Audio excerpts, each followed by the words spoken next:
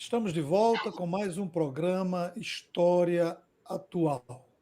E não poderíamos deixar de falar da guerra Ucrânia-Rússia.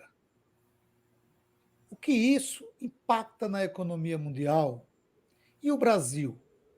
Como nós, brasileiros, somos afetados com a guerra que fica do outro lado do mundo? E o preço do petróleo, dos alimentos, como fica?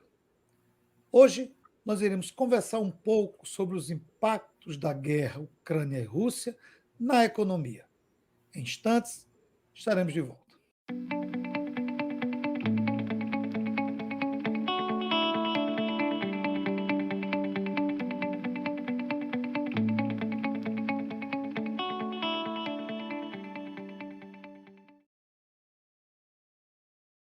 No programa de hoje nós temos a satisfação de receber a professora Vanusa Alves Rezende para falar um pouco sobre a guerra envolvendo Ucrânia e Rússia e os impactos na economia mundial, com destaque para a economia brasileira, preço do petróleo e seus derivados, e como o consumidor deve agir em tempo de crise como essa.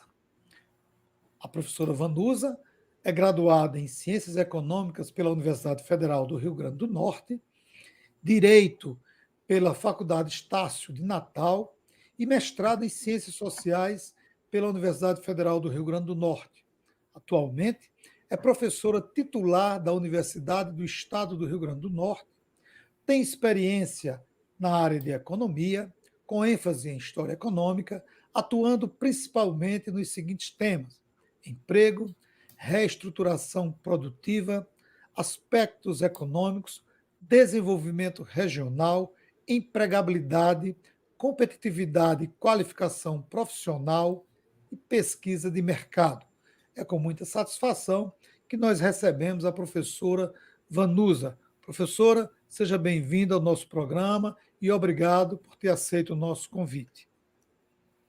Boa noite a todos.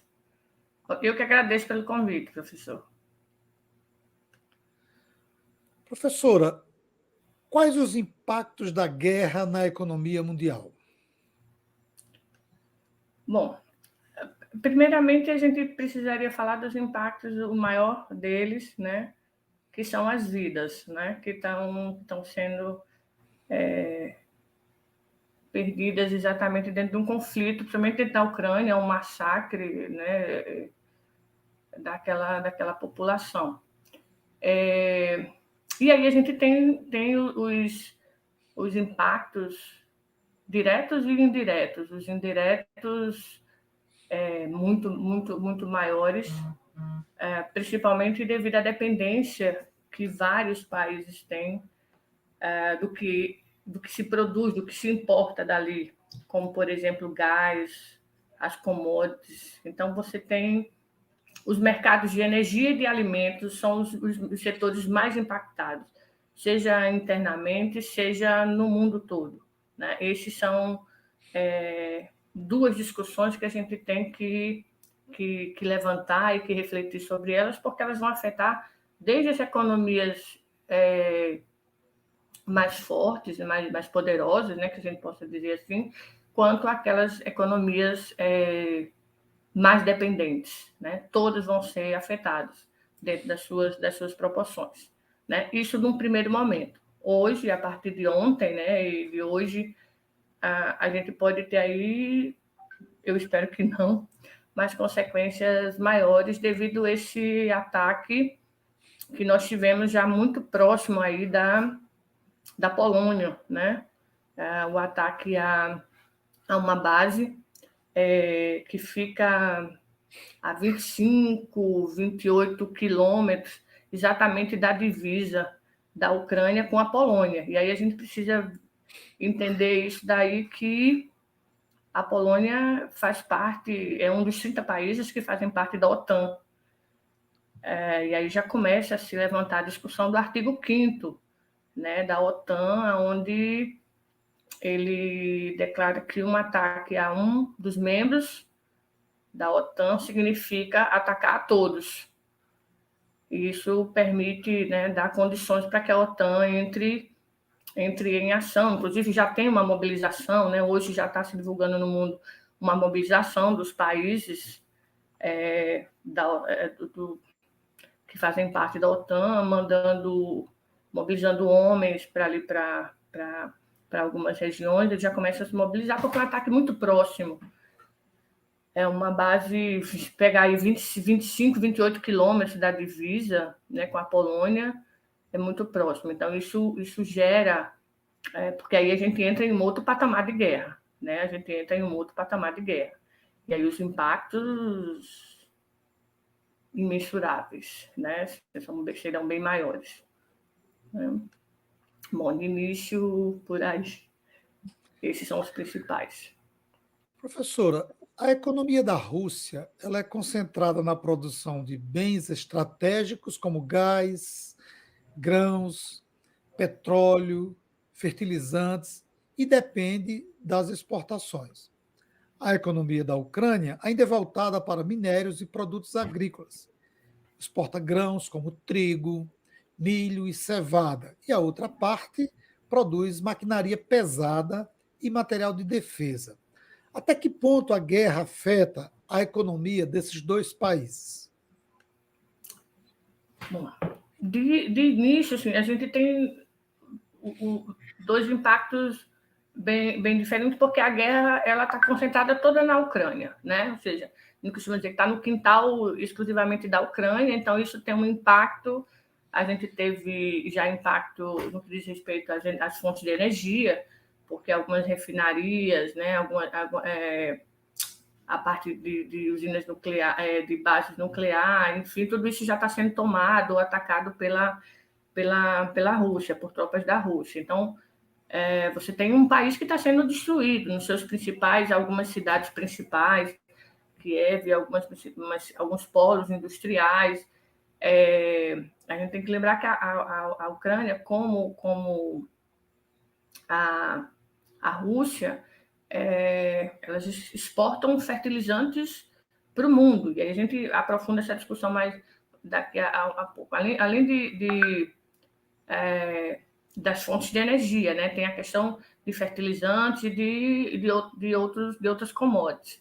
Então, o impacto, num primeiro momento, maior está sendo para a Ucrânia, porque está tendo essa destruição dos seus polos, dos seus pontos industriais, e também a fuga da população, né? Assim, em algumas cidades você tem um processo migratório, assim, né, de saída dessa população. Então, isso você para a economia desse país. Ele se direciona todo para a guerra. Né? Então, você tem escassez de alimentos, você não consegue exportar, você tem dificuldade de fazer com que o polo produtivo, ou seja, a economia produtiva, ela continue funcionando. Então, você para essa economia. A Rússia, embora a guerra não esteja lá dentro, mas isso começa a afetar a sua economia, porque a primeira coisa que a gente precisa refletir é que assim, não houve a população russa, ela não foi consultada, né, para ter essa guerra, né? Ela não autorizou, né? Não foi uma decisão do povo russo, né? Assim, não foi perguntado, não teve nada. Foi uma decisão do Putin, né? Ele que decidiu. Então, isso começa a ter impacto, porque começa a ter escassez de alimentos, começa a ter escassez de alguns produtos, que a gente precisa lembrar que a economia russa ela não é diversificada. Né? Ela é muito... A economia da Rússia ela é muito, muito dependente de gás e de commodities. Né? Então, a gente vai ter um efeito aí sobre a população, principalmente alguns produtos que eles dependem do mercado externo, tecnologia, mas assim, a gente precisa lembrar também que a Rússia está aliada ali com a China, num primeiro momento, a gente poderia dizer que os embargos eles não vão conseguir ter o efeito tão desejado, porque, por exemplo, países da Europa são dependentes do gás da Rússia. Então, eles não podem abrir mão desse gás nesse primeiro momento. Não no curto prazo, até mesmo no médio prazo é complicado. Então, algumas economias não vão conseguir colocar em prática 100% dessas sanções, porque dependem, e a Rússia sabe disso, né? Ela tem plena consciência dessa dependência que ela tem do que ela exporta, né? Mas, além das vidas, tem a questão de escassez de alguns produtos, o impacto sobre a inflação, a própria economia, algumas sanções no que diz respeito aos bancos, a investimentos desses bancos, ao bloqueio dessas contas, e da atuação desses bancos internacionalmente, isso acaba afetando fortemente a economia. Eu sigo muito na linha de alguns analistas que apontam que o Putin não acreditava muito que essa guerra que isso fosse demorar tanto, né? Nós estamos completando hoje, terça-feira, 20 dias, né? Nós estamos no 20º dia de guerra, né? Então, não se acreditava. Eu acredito que ele não acreditava que fosse ter toda essa resistência que ele está tendo do povo ucraniano, né? Isso, quanto mais estender essa guerra, as sanções vão indo, maiores serão as dificuldades para a economia russa. Essa guerra, professor, ela afeta a economia mundial, tanto quanto outras guerras ocorridas, por exemplo, como a guerra do Golfo Pérsico, a guerra do Iraque, por exemplo. Será que essa guerra ela atinge mais, afeta mais a economia mundial do que essas duas guerras anteriores, do Golfo Pérsico e do Iraque? Nos últimos 35 anos, a gente está tendo alguns conflitos, alguns maiores, outros menores, Bósnia, né? A gente teve do Golfo Pérsico, depois do Iraque. Então, esses conflitos, eles têm aí algumas semelhanças, alguns elementos muito, muito próximos, né? Você tem aí disputas étnicas, em todos eles apresentavam essas disputas étnicas. Você tem aí sempre alguma coisa relacionada à participação da OTAN, né? Por exemplo, agora a Rússia tenta impedir exatamente que a Ucrânia entre na OTAN, então você tem essa presença. Envolve aí a questão da capacidade de organização da Rússia, a disposição dos Estados Unidos de participar ou de interferir ou não nessa situação, e está sempre relacionado, se a gente for ver, sempre tem aí alguma coisa relacionada às fontes de energia, né? Estão sempre presentes. O que a gente poderia dizer que tem uma característica maior quanto impacto agora, é que a gente precisa lembrar que a economia mundial estava começando a caminhar para um processo de busca, né, de recuperação após uma pandemia, né, que teve um impacto econômico mundial. Se a gente for pensar, por exemplo, a China, com a pandemia, ela para todo o seu parque industrial, toda a sua produção, ela para tudo. Então, isso teve um impacto, a pandemia teve um impacto muito grande para a economia mundial. Então, se a gente pensar nesse conflito envolvendo principalmente energia e commodities, né, em um cenário onde as economias estão buscando seguir um caminho de recuperação, ou seja, ainda estão enfraquecidas, isso faz com que esse conflito agora tenha um impacto muito maior, né? Tenha um impacto muito maior e afete a economia mundial de uma forma muito maior, porque algumas estão ainda extremamente fragilizadas.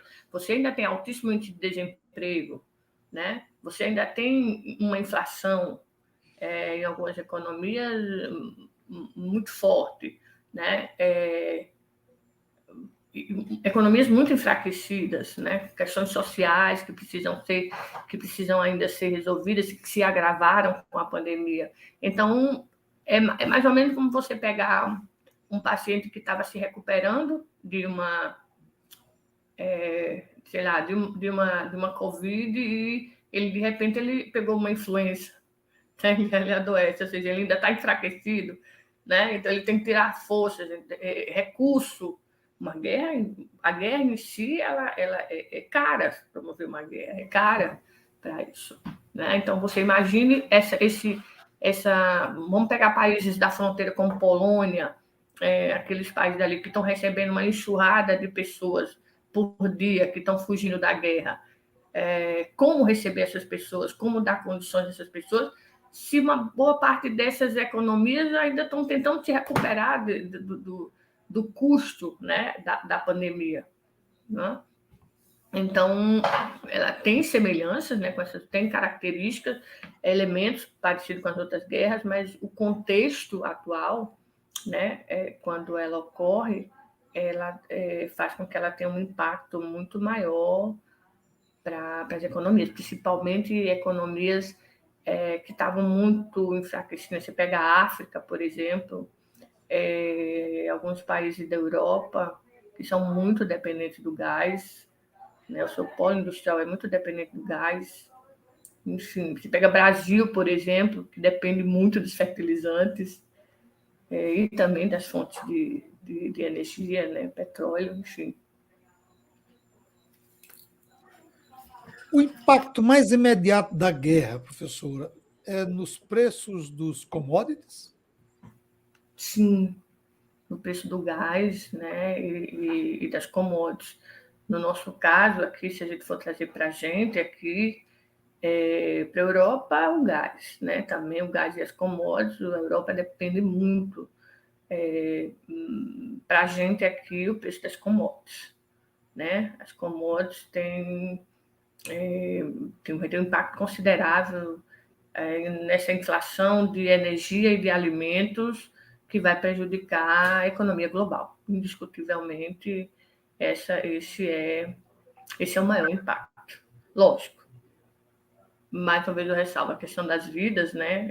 Isso vai ter, mas quando a gente vai ver para a economia global, tirando a questão do impacto da vida, está relacionada à inflação de energia e de alimentos.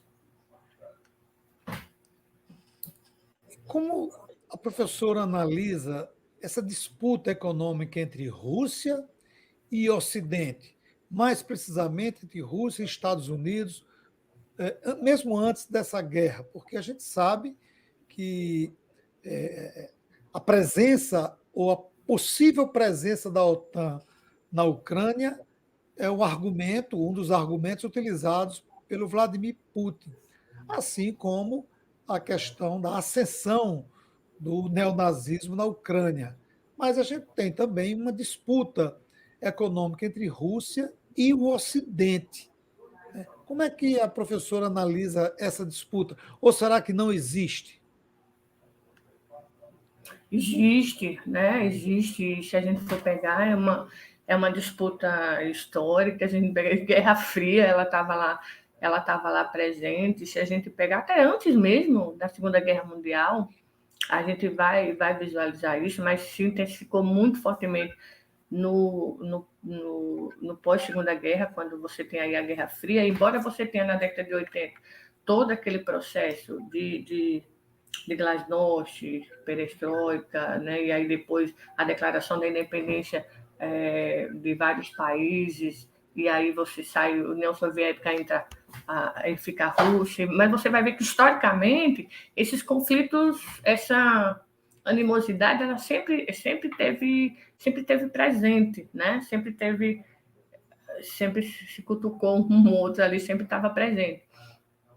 E se a gente pegar essa guerra da Ucrânia, ela não começa agora, né? A gente tem que olhar lá desde 2014, tanto que a própria população, quando se você vê várias entrevistas quando alguns canais desse TV faziam entrevista com algumas pessoas da população, muitos falavam que eles já vinham se preparando desde 2014, né? Já acreditavam quando começa exatamente a se fortalecer esse movimento já desde 2014. Então, você já começava a ter esse movimento porque você já tinha grupos dentro da... Tem os grupos separatistas que, ao longo desses anos, foram se fortalecendo muito e buscando o apoio da Rússia, cresceu muito os grupos que eram próximos da Rússia, dentro da Ucrânia, e, por outro lado, grupos que eram muito próximos do Ocidente, né? Tinham muitos aliados no Ocidente. E a Ucrânia está ali meio que na divisa entre os países. Era o que separava, basicamente, a Rússia de alguns países da OTAN, né? Polônia, enfim, da OTAN. E aí essa proximidade da OTAN dentro da Ucrânia, a Ucrânia se aliando à OTAN, ia fazer com que a OTAN, e aí leia-se para muitos, o poder dos Estados Unidos ficaria muito próximo da Rússia, e isso gerava para eles, né, como eles, uma insegurança com essa proximidade, né? Então, na realidade, a gente sabe que ali continua a questão da disputa de poder, né? E aí, ao longo dos anos, a Rússia foi buscando seus aliados, relacionados principalmente, seja por proximidade, China, Coreia, seja por dependência, né? Você pega hoje, por exemplo, Alemanha, França, vários países da Europa, eles não conseguem impor sanções mais severas porque depende fortemente do fornecimento de gás da Rússia, e não poderiam ficar sem ele agora, né? Nem no curto e no médio. Nas últimas reuniões, eles estão chegando aí numa ideia de que em 2030, 2030 e alguma coisa, é que eles vão conseguir reduzir uma quantidade considerável essa dependência.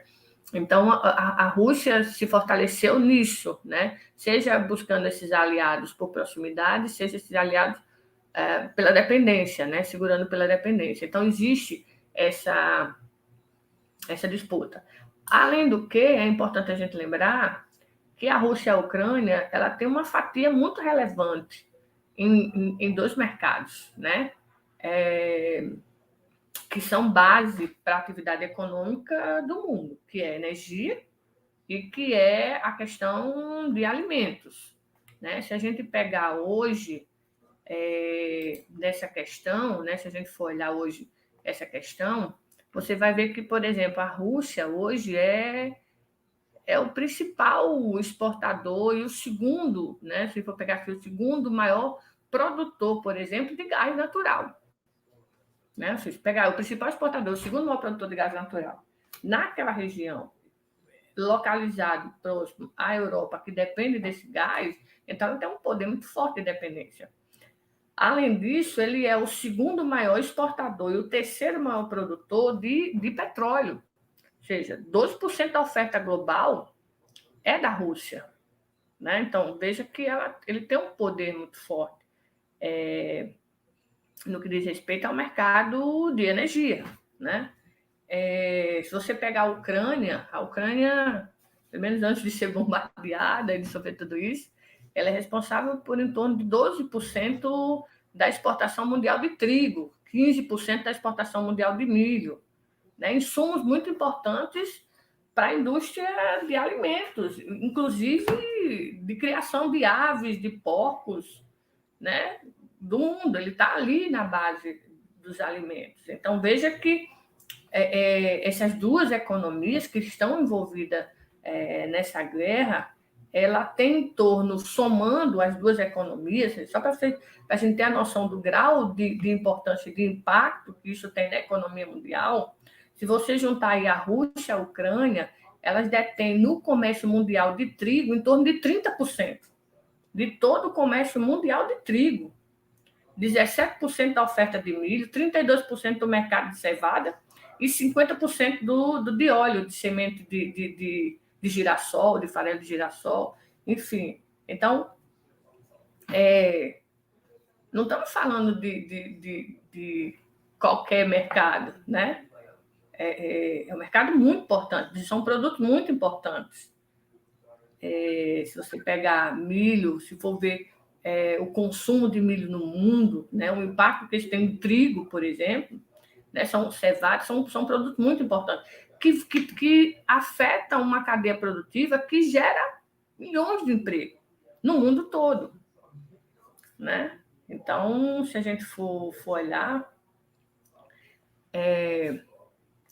isso que é importante, por aí a gente vê essa disputa, por que ela qual é a raiz dessa disputa, né? Não é uma discussão simples de que surgiu de agora, mas que tem anos de história, né? E que vem, principalmente na última década, né, tomando proporções maiores naquela região. Professora, as sanções impostas até agora pelos países do Ocidente trazem resultados positivos?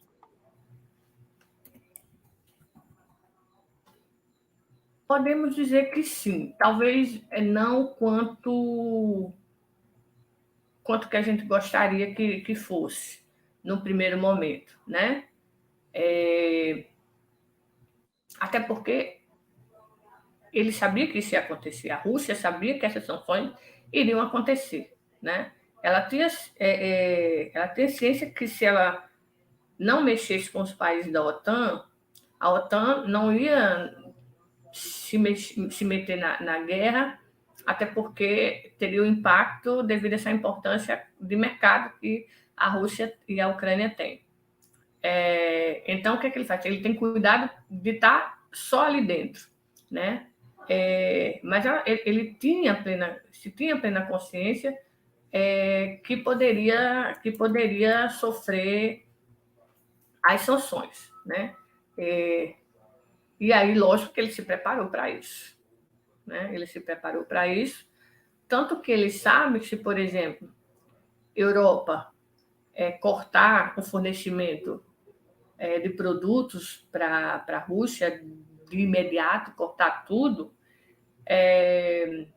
ele corta o fornecimento de gás, né? Inclusive, ele já ameaçou, né? Ele já ameaçou que isso podia acontecer, né? Esse fornecimento, esse corte de fornecimento. E aí, imagine você pegar uma Europa que depende desse gás, todo o seu parque produtivo depende desse gás, o que é que ele faria, né? Então, ele se fortalece nisso, ele sabe que os países dependem do que ele tem e que esses países não vão conseguir abrir mão no curto prazo. E aí ele tenta ganhar espaço e conseguir ter controle sobre a Ucrânia ou fazer algum acordo favorável à Rússia, enquanto ele pode, né? Enquanto ele tem bala na agulha, por exemplo. Né? Então, é isso que ele tenta correr. Tanto que, quando ele fez esse ataque, agora, de ontem para hoje, né? Ele alegou que lá estava tendo treinamento de tropas de militares que a Ucrânia contratou, né? De militares contratados, que podem vir de outros países que estavam sendo contratados, que estavam sendo treinados naquela região. E aí a própria Rússia anunciou também que estava abrindo contratação de soldados, né?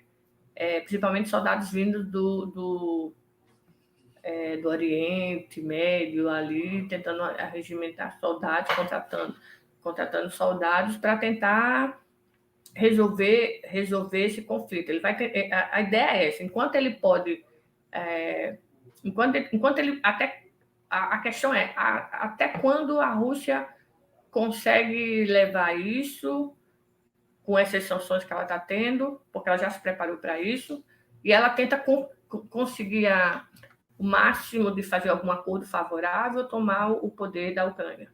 É isso que ele vai tentar.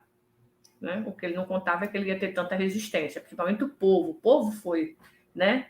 O povo foi para a rua e foi lutar. Vamos falar um pouco de Brasil. Quais os setores da economia brasileira mais afetados com essa guerra?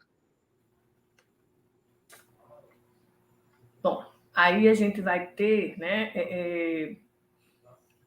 se a gente for ver quem mais vai ser afetado, a gente tem dois setores, né? Assim, vamos pensar, todos os setores são afetados, mas principalmente se a gente pensar que 60% de tudo que é transportado no Brasil, né? 60% de tudo que é transportado no Brasil, ou seja, de tudo que chega até a nossa casa, né, a nossa mesa, depende do combustível fóssil, tá? Depende do combustível fóssil. Diesel, gasolina, cotados no mercado internacional, né? Então, o Brasil desponta aí para alguns especialistas como fazendo parte de grupos de países que mais devem sofrer efeitos econômicos indiretos dessa guerra, né? Pelo fato dessa grande dependência. E principalmente se a gente for ver que nos últimos anos, né, nas últimas décadas, a própria política da Petrobras, ou que se adotou no Brasil, onde não se prioriza a questão do refino, de refinaria, mas de se importar, ou seja, isso tem um impacto muito maior, né, dentro da nossa economia. Então, se a gente for olhar aí, se a gente tem toda essa dependência, isso vai ter um impacto muito grande sobre essa inflação, que a gente chama de inflação de energia, né? Essa inflação relacionada aos derivados, né? Não só ao diesel, gasolina, mas aos derivados, né? Desse petróleo, então, desse combustível fóssil. Então, a gente vai ter um impacto que vai chegar na nossa mesa, né? Vai chegar na nossa mesa. Tá? Há um outro impacto que a gente tem relacionado às commodities, né? Relacionado às commodities. Se a gente for ver, a gente importa fertilizantes, né? A gente importa hoje, a gente está hoje, se a gente for ver, 80% dos fertilizantes que a gente utiliza, né, no Brasil, ele vem daquela região, ele vem da Rússia, né? 80% é importado da Rússia. Então, como ficar sem esses fertilizantes? Se a gente for ver, se for conversar se ver reportagens de produtores de soja, eles já começam a sentir esse impacto fortemente, porque a lei da oferta e da procura. O produto começa a ficar escasso, ele começa a surgir do mercado, os preços começam a disparar. Alguns deles já tiveram reajuste de 200%, 300%. Então, é a lei da oferta e da procura agora, né? Diante dessa escassez. E isso é repassado para os preços, né? Isso é repassado para os preços. Então, se a gente for ver aí, 80% de fertilizante que a agricultura consome hoje anualmente vem da Rússia, né? Ou seja, ela responde hoje, se a gente for ver, quase um quarto do consumo de fertilizante do mundo vem de lá, aproximadamente. Então, a gente importa muito, né? Se a gente pegar, hoje a gente importa 80%, não, basicamente é assim, deixa eu mostrar a conta para vocês. 80% do fertilizante que a gente consome no Brasil, ele é importado, a gente só produz 20%. Então, 80% a gente importa. Desses 80%, dá em torno de 40,6 milhões de toneladas de fertilizante que a gente importa, né? Ou ao todo que a gente, enfim. Isso muda muito de acordo com a produção anualmente, né? Um quarto por aí é só Rússia, né? Um quarto vem exclusivamente da Rússia do que a gente consome. Então, isso tem um impacto.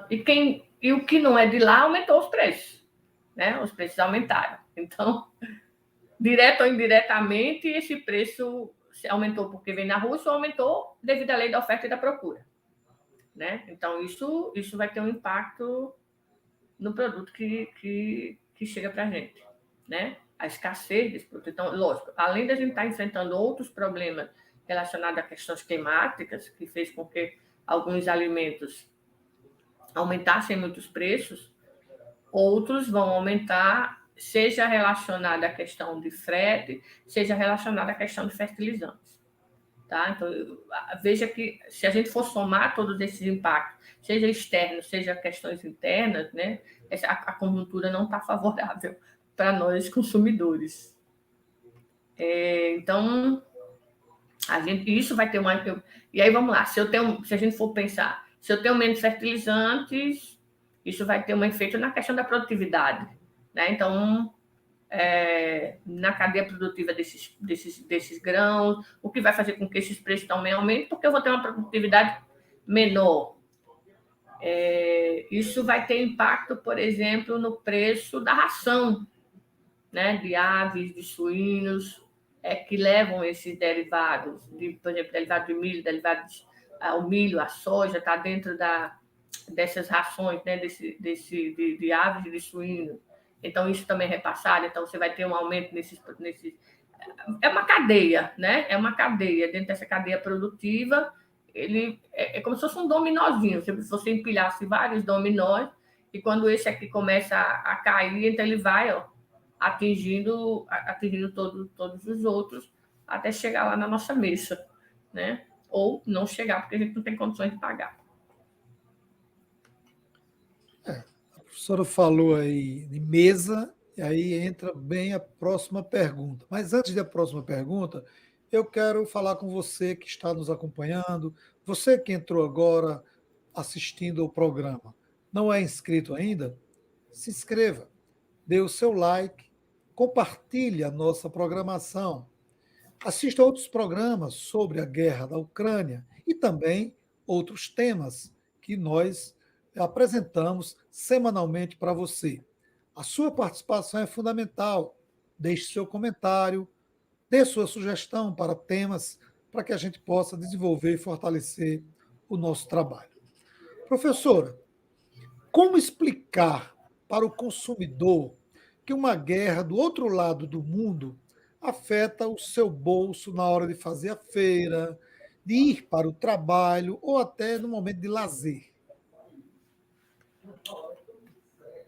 Primeira coisa, né? Hoje, se você sair, é muito engraçado, eu gosto de lembrar para os meus alunos, que eu me lembro, por exemplo, da década de 90, quando eu me lembro uma vez na década de 90, no finalzinho da década de 90, eu estava andando no centro da cidade ali de Natal, e tinha aqueles camelôs vendendo, né? Aí tinha uma senhorinha comprando um produto, acho que era um brinquedo, eu não lembro bem o que era o produto, e aí ele falou o preço, ela disse, está muito caro. Aí ele fez, é a globalização, né? Aí tudo justificava naqueles preços caros por causa da globalização.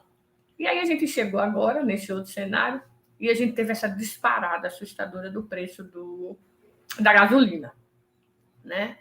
E começou, acho que semana retrasada, já começou aumentando, enfim, e os produtos começaram a subir. E aí eu já comecei a escutar, né? Desde há 2 semanas atrás, aí sempre tinha alguém vendendo alguma coisa, já dizia, é a guerra, o preço está muito alto, ele dizia, é a guerra. Até o preço da cenoura, o pessoal está dizendo que é a guerra, né? Que o preço da cenoura disparou muito. E até quem tem cenoura em casa está muito rico, né? Porque tem cenoura. E aí todo mundo dizendo, é a guerra, né? Ou seja, e aí tudo vai relacionando a guerra. De certo modo, ou diretamente ou indiretamente, tem essa justificativa, né? É importante que a gente lembre que o Brasil vinha de um cenário de pandemia, a gente entrou numa pandemia com uma economia ainda fragilizada. A gente já vinha, antes mesmo de começar a pandemia, com uma pressão inflacionária. A inflação já vinha pressionando. Né? A gente vinha com um alto índice de desemprego, uma economia tentando sair daquele jeito. Chegou a pandemia, as coisas foram piorando, e a gente estava tentando sair. Então, o Brasil ele entrou nesse cenário agora de 2022, tentando encontrar caminhos para sair desse conflito, né? Com uma inflação alta, os preços dos alimentos pressionando a cesta básica, pressionando a mesa do consumidor e com muito desemprego. quando estoura a guerra, e aí pensar, mas é uma guerra tão longe, tão distante, o que é que tem a ver aqui? Primeira coisa que a gente precisa lembrar é que essas duas economias, elas são muito fortes em dois, vamos pensar assim, em dois grupos, né, de produtos que o mundo todo depende, né? Ou seja, que afetam diretamente o que a gente coloca na nossa mesa.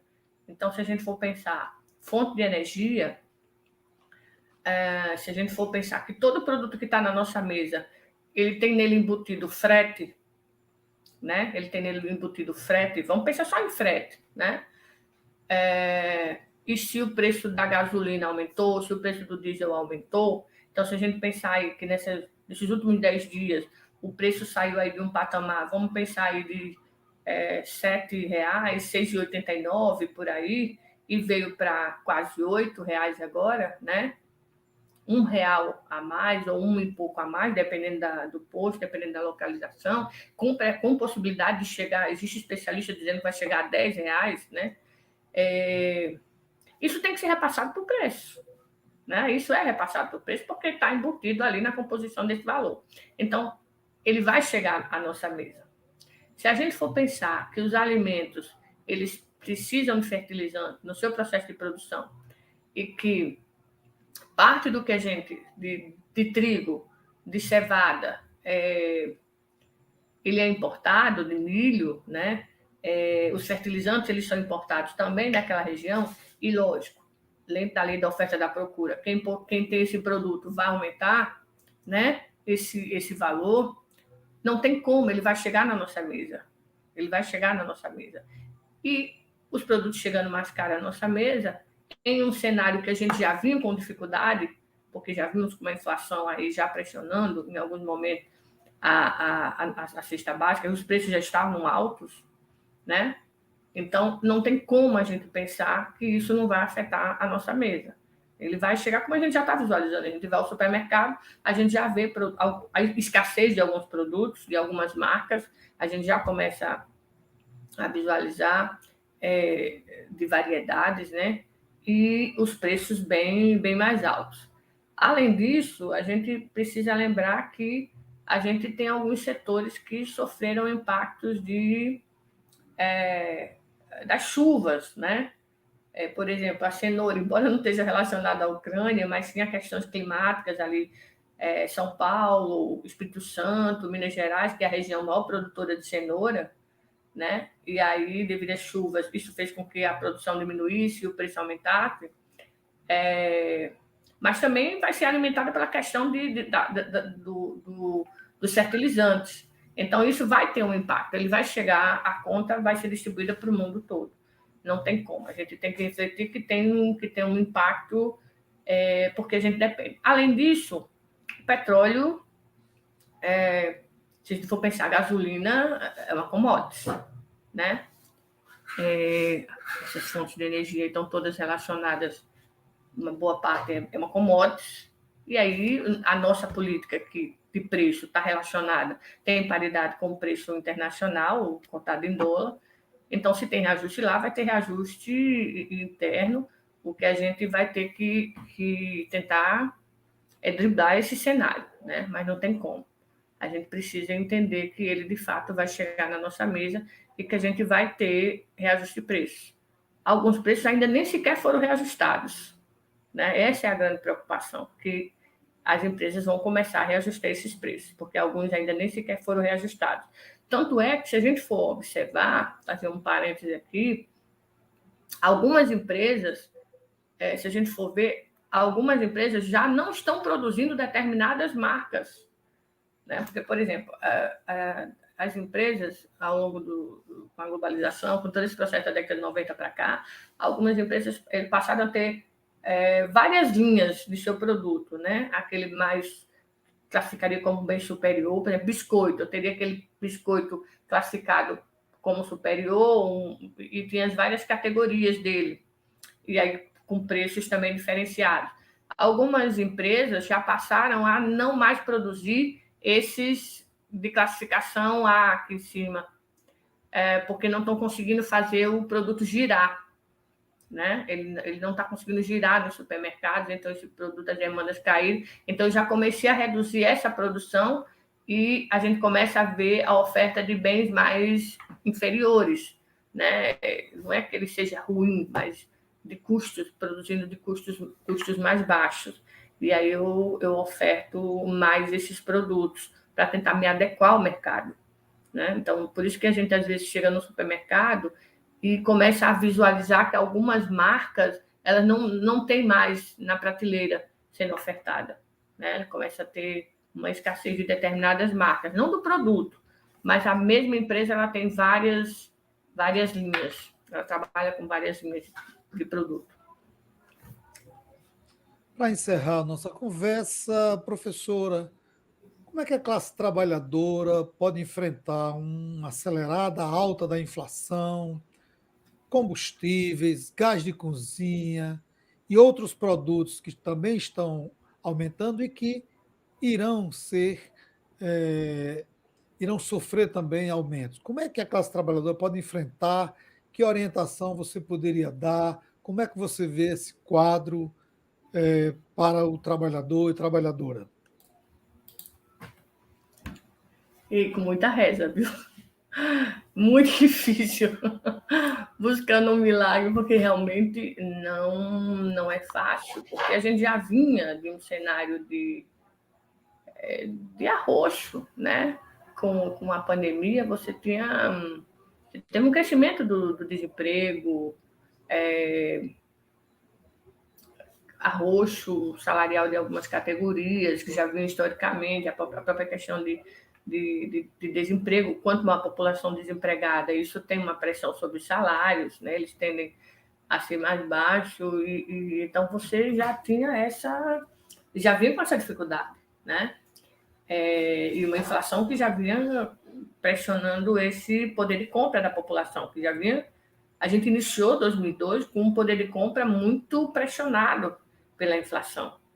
E aí veio a questão dessa inflação de energia e mais inflação de alimentos, que não se esperava, ou seja, não estava se apostando nisso. Então, não é fácil. E aí, lógico, além disso, questões climáticas, para aliar tudo isso, a gente tem a questão climática, que afetou a oferta de alguns produtos, pressionando também o preço deles, e aí também pressionando a inflação.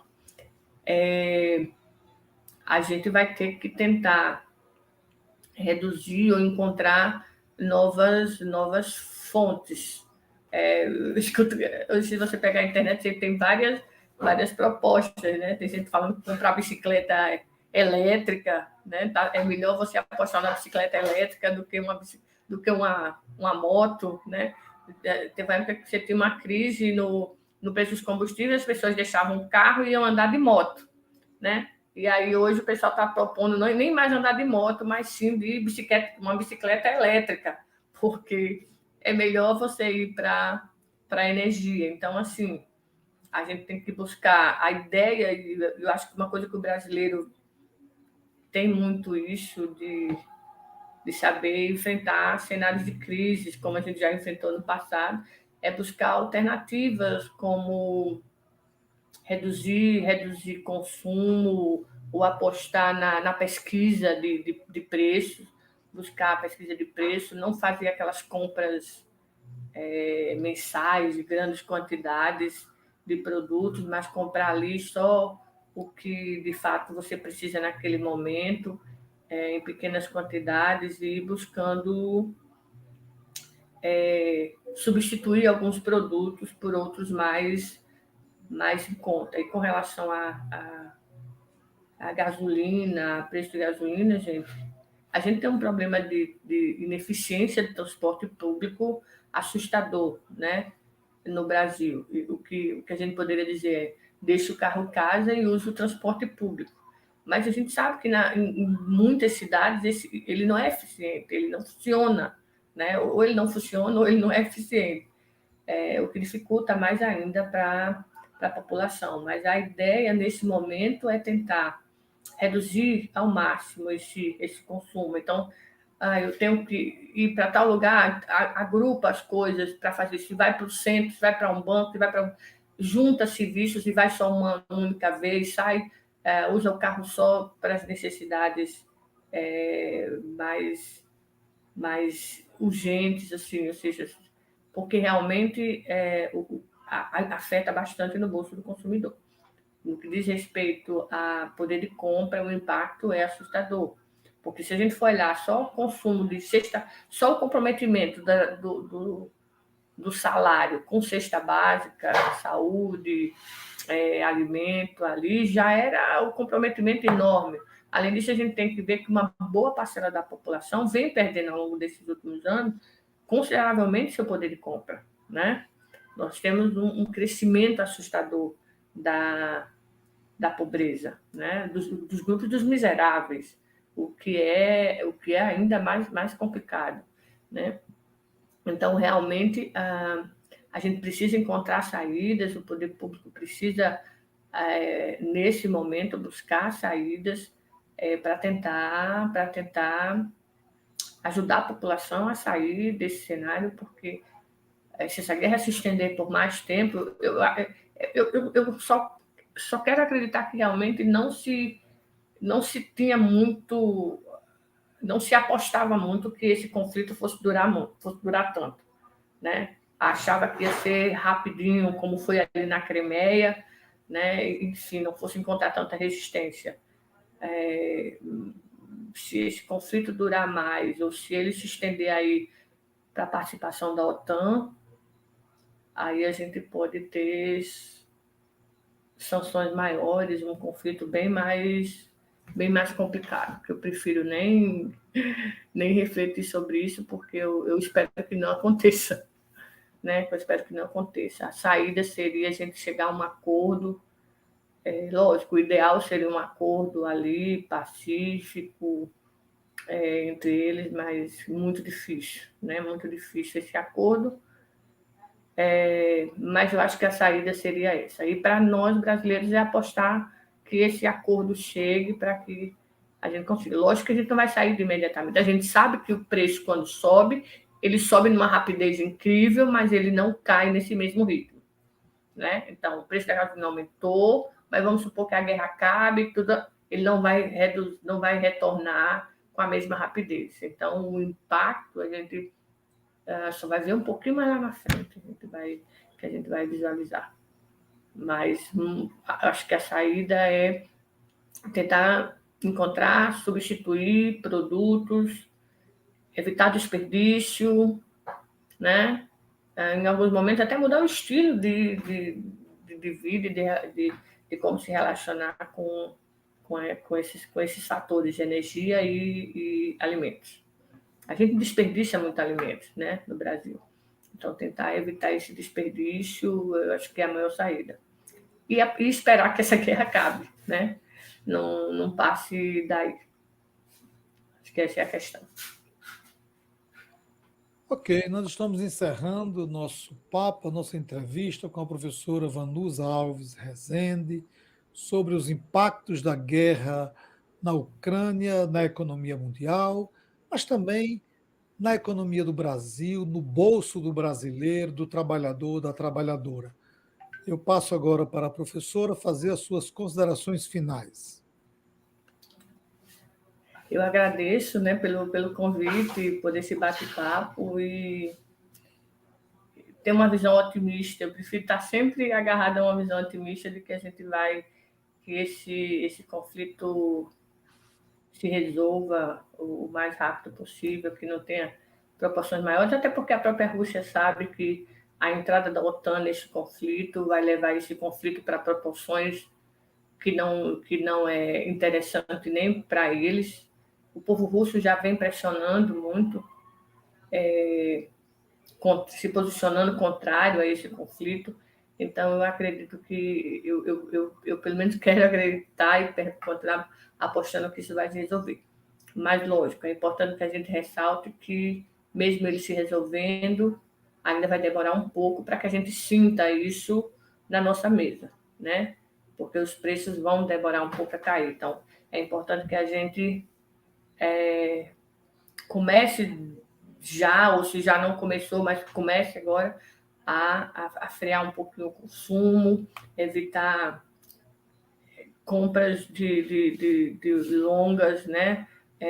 Se endividar e se segurar um pouco, né? Ou seja, não é momento de buscar dívidas ou de comprar supérfluos, mas sim de promover um recuo, né? Observar um pouquinho como é que esse mercado vai se posicionar, né? Como que as coisas vão se continuar daqui para frente.